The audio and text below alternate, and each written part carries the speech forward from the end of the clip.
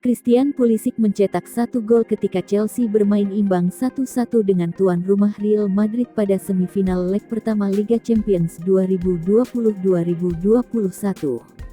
Pada pertandingan yang digelar di Stadion Alfredo Di Stefano, Rabu tanggal 28 April tahun 2021, dini hari WIB, Pulisic membawa Chelsea unggul melalui golnya pada menit ke-14.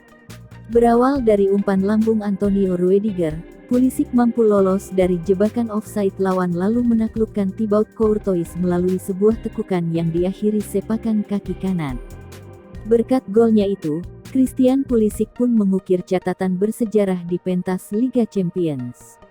Mengutip statistik Opta, Pulisic tercatat sebagai pemain berkebangsaan Amerika Serikat pertama yang bisa menjebol gawang Real Madrid di semua kompetisi termasuk Liga Champions UEFA.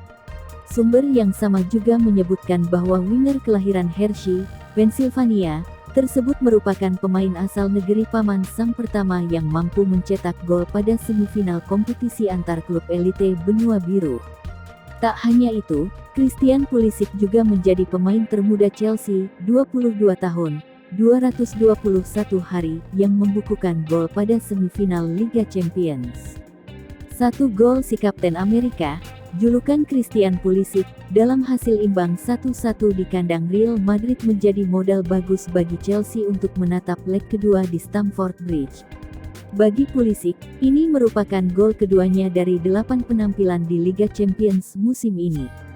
Sejauh ini, ia telah membukukan 6 gol dari total 35 pertandingan di semua kompetisi bersama Chelsea.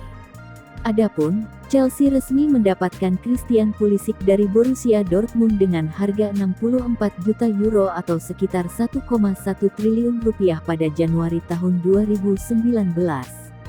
Harga tersebut membuat Pulisic menjadi pesepak bola termahal Amerika Serikat sepanjang sejarah.